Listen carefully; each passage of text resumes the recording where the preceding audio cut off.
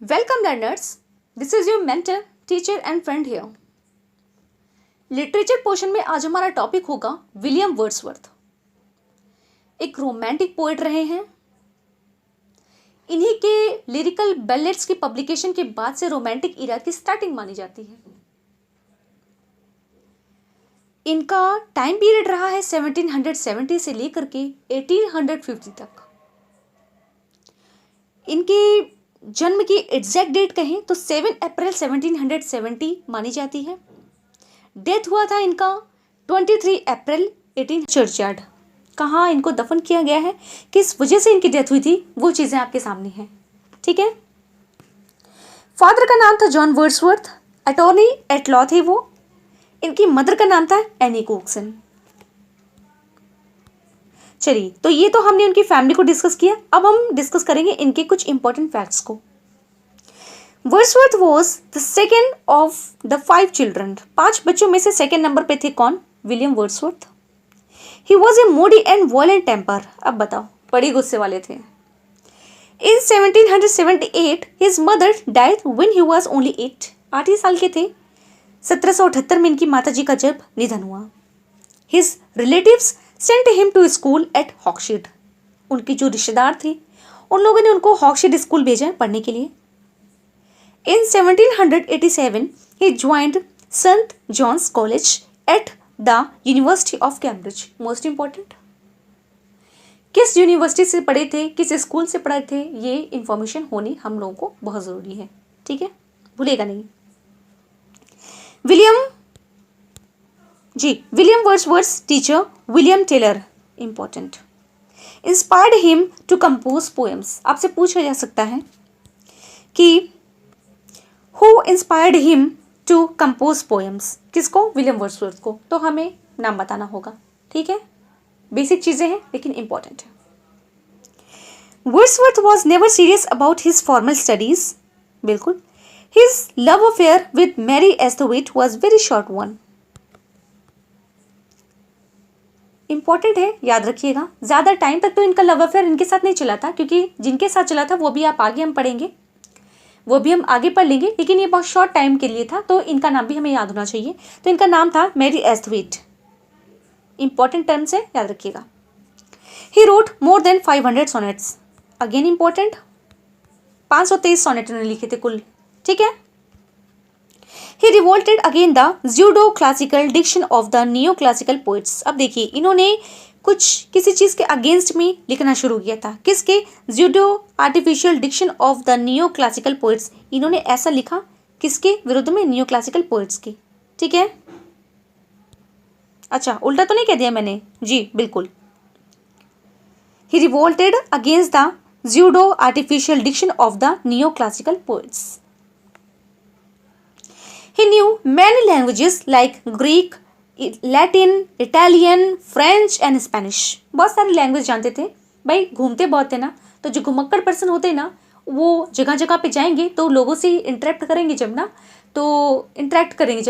तो उनको लैंग्वेजेस आनी है तो लाजमी है, सीधी सी बात है। कौन कौन सी लैंग्वेज आती थी? चूंकि राइटर हैं, हमें पढ़ना है इनके बारे में, तो ये जानना ज़रूरी है। ठीक है, तो जान लीजिए, ग्रीक पता था इनको, लैटिन जानते थे, इटालियन भी आती थी, फ्रेंच भाई रेवोल्यूशन में ज़्यादा पढ़े थे तो फिर इसलिए फ्रेंच भी इनको ज़्यादा आती थी, स्पेनिश भी ये जानते थे। Michael Beaupuy was his first teacher in politics. Important है, याद रखिएगा कि इनके फर्स्ट पॉलिटिक्स टीचर कौन थे? तो वो थे माइकल बॉपे। और अगर आपसे पूछा जाए कि किसने इनको पोएम लिखने के लिए इंस्पायर किया, तो हम क्या कहेंगे? William Taylor. ठीक है। According to Wordsworth, poetry is a spontaneous overflow of powerful feelings and it takes its origin from emotions recollected in tranquility. Important.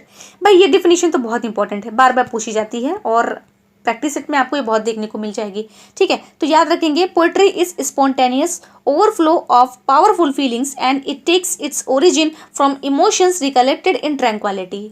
ये कही है विलियम वर्ड्सवर्थ ने। ठीक है। He also defined poetry as the breadth and final spirit of all knowledge. It is impassioned expression which is the countenance of all science. भाई इसको भी आप याद रखेंगे, the breadth and final spirit of all knowledge. ठीक है, ये भी डिफिनीशन विलियम वर्ड्सवर्थ की है। Next, Wordsworth planned to make the prelude the excursion parts of his long poem recluse. Important, again पूछा जा सकता है। कहने का मतलब ये जो द प्रिल्यूड है ना, जिनको हम डिस्कस करेंगे अभी, 1805 वाली जो पोएम है आपकी, जो काफ़ी लेट में पब्लिश कराई जाती है हचिंसन के द्वारा कॉलरिज के लिए, ये जो पोएम है ना the prelude and the excursion, ये ना पार्ट रही है किसकी, रिक्ल्यूज की। That will treat of nature, और इसमें इन्होंने क्या बताया है, treat of nature, man and society. The home at Grasmere was to be the first book of recluse. अब देखिए, जो इनका जो घर था Grasmere was to be the first book of recluse, तो रिक्ल्यूज में ना उसका ये जिक्र करते हैं, but it was not published till 1888। अब बताओ, इसको इन्होंने पब्लिश नहीं कराया था कब, 1888 तक। द एक्सकर्शन वॉज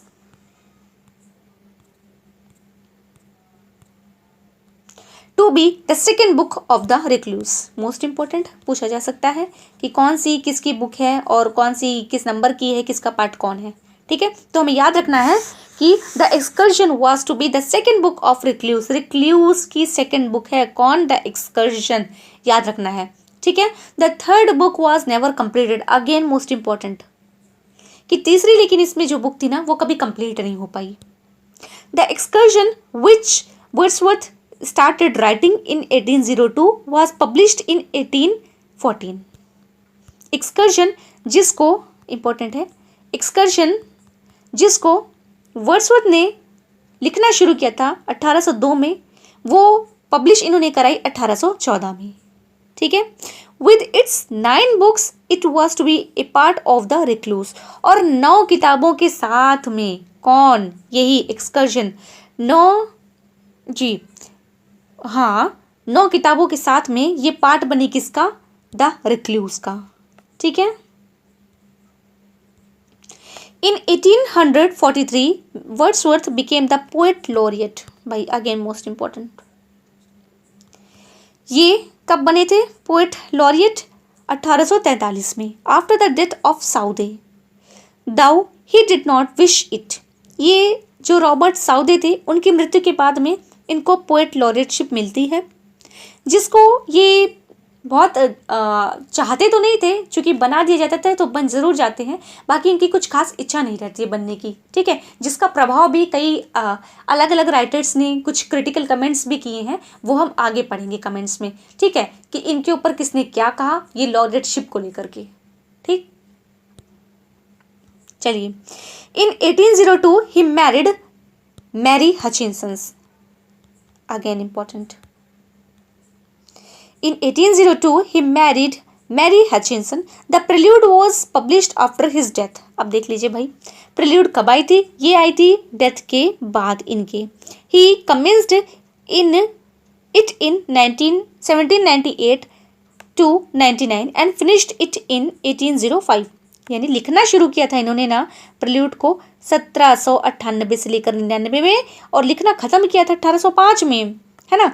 और it presents the impressions on Wordsworth mind from his earliest recollections till his mature manhood. और इस पोएम में ना इन्होंने क्या क्या बताया है, जो अपने अर्लीस्ट रिकलेक्शंस के जो एक्सपीरियंस थे वहाँ से लेकर के जो मैच्योर मैनहुड तक का सफ़र इन्होंने तय किया था ना, उसके कुछ एक्सपीरियंस को इस बुक में शेयर किया था, और वो क्या थी, द प्रिल्यूड थी। ठीक है, चलो, Wordsworth made 2 trips to France in 1790 and 1791। अब देखिए, 2 ट्रिप किए थे इन्होंने फ्रांस के, 1790 वाला, 1791 वाला, again important. He also joined the Girondists which were the moderate republicans. इन्होंने जिरोंडिट्स को भी ज्वाइन किया था, जो कि मॉडर्न रिपब्लिकन्स थे। अभी आप देखेंगे कहाँ कहाँ जा रहे हैं, क्या क्या कर रहे हैं, किन से मिल रहे हैं, क्या क्या गुल खिला रहे हैं। ठीक है जी, इन सेंस कि मतलब वो कितना बहुत सारी यात्राएं करते हैं, उस दौरान इनके साथ क्या क्या घटित हुआ। ठीक है, घटित हुआ, कम ऑफ। चलिए, the execution of Louis XVI and the rise of the Napoleon through cold war on his revolutionary enthusiasm. अब देखिए उस समय ना एक युद्ध भी शुरू हो जाता है, शीत वार, ठीक है, और ये किससे संबंधित है, ल्यू 16 से एंड नेपोलियन थ्रू से, ठीक है, मतलब नेपोलियन से जी। He belongs to the group of Tory, ये भी इंपॉर्टेंट है, याद रखिएगा कि कौन से ग्रुप से संबंध रखते थे। In Orleans he fell in love with Marie Anne Vallon यानी एनेटी। अब देखिए ये आया आपका इंपॉर्टेंट। ऑर्लिन एक जगह का नाम है, उन्होंने जो है उनको वो लव में पढ़ते हैं किनसे, मैरी एनी वेलोन से, जिसका नाम रहता है जिनका नाम रहता है Annette. It is said that he had a daughter Anne Caroline from her. अब कहा जाता है ना कि जो इनकी बिटिया रानी थी एनी कैरोलिन, ये इन्हीं की ये मदर थी, कौन, मैरी एनी वॉलन, और ये जो है वर्ड्सवर्थ की डॉटर रहती हैं, बिल्कुल। During his stay in France he composed a great part of descriptive sketches. भाई बहुत इंपॉर्टेंट कविता है, याद रखिएगा, ये पोएम है 1793 में ये कंपोज की गई थी, पूछा जाता है, याद रखिएगा, अर्लीस्ट पोएम में से आती हैं सब। He was much influenced by the poetical justice of Godwin. भाई ये भी एक इंपॉर्टेंट पॉइंट है, इसको याद रखिए भाई, क्योंकि ना शैली जो है आपके जो यंगर पोइट है रोमांटिक के इरा के, वो भी कुछ ना कुछ संबंध इनसे रखते थे, किनसे, ये गॉडविन से, ठीक है।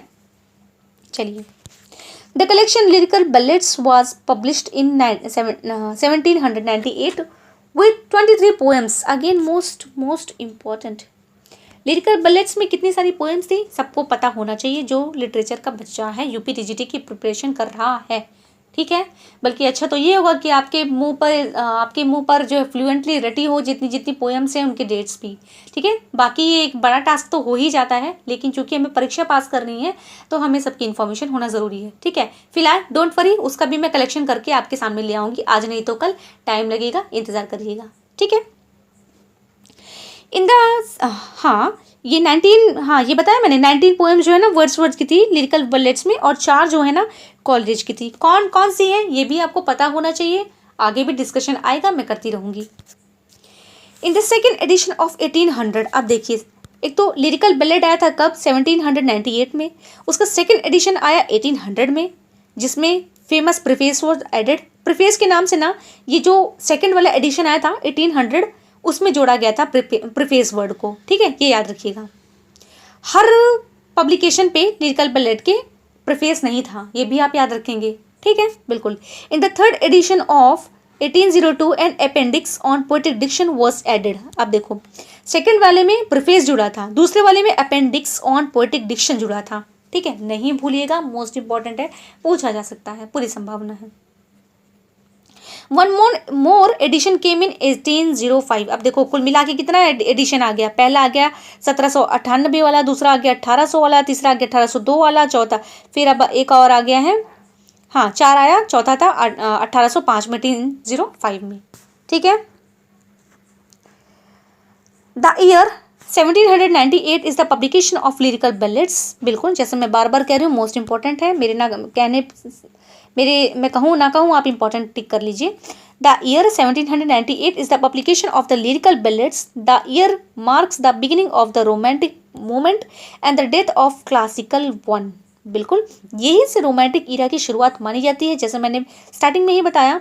और 1798 में लिरिकल बैलेट्स पब्लिश किए गए थे, जिसमें बहुत सारे बैलेट्स थे और एपिक, हाँ ड्रामेटिक लिरिक थे, जैसा टिंटन अबे वगैरह आप देखेंगे, और VR7 जो वर्ड्सवर्थ की फर्स्ट पोएम थी, और सबसे पहली पोएम थी कोलरिज की rhyme in the ancient mariner वगैरह, जिसमें सी वगैरह का जिक्र है। आप डिटेल में पढ़ेंगे तो आपको सब मिल जाएगा, डोंट वरी।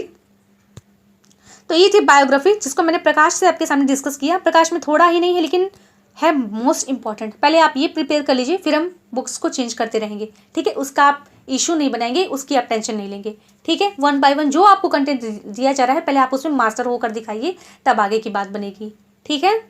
चलिए, तो ये था हमारा बायोग्राफी, हमने डिस्कस किया था विलियम वर्ड्सवर्थ को। अब हम अगली वीडियो में डिस्कस करेंगे इनके पोएम्स को, ठीक है, 1 बाय 1 करके। तो मेरा काम है पढ़ाना और पढ़ना भी, आपका काम है केवल पढ़ना। तो ईमानदारी से पढ़िए, अपने आप से झूठ मत बोलिए। आपने कितना सीखा, कितना सीखने की आपको और ज़रूरत है, ठीक है। अपने प्रति अगर आप वफादार रहेंगे ना, तो इसका मतलब कि आप सही ट्रैक पे जा रहे हैं। बाकी हमारा कंपटीशन हमारा खुद से ही होता है, कोई अगला पर्सन हमें आगे या पीछे नहीं कर सकता है, ठीक है। चलिए, तो फिर मिलती हूँ, कल ही मिलती हूँ अगले अपने नई वीडियो में, जिसमें हम डिस्कस कर लेंगे अलग अलग पार्ट्स को, ठीक है। तब तक के लिए good night, bye bye, take care.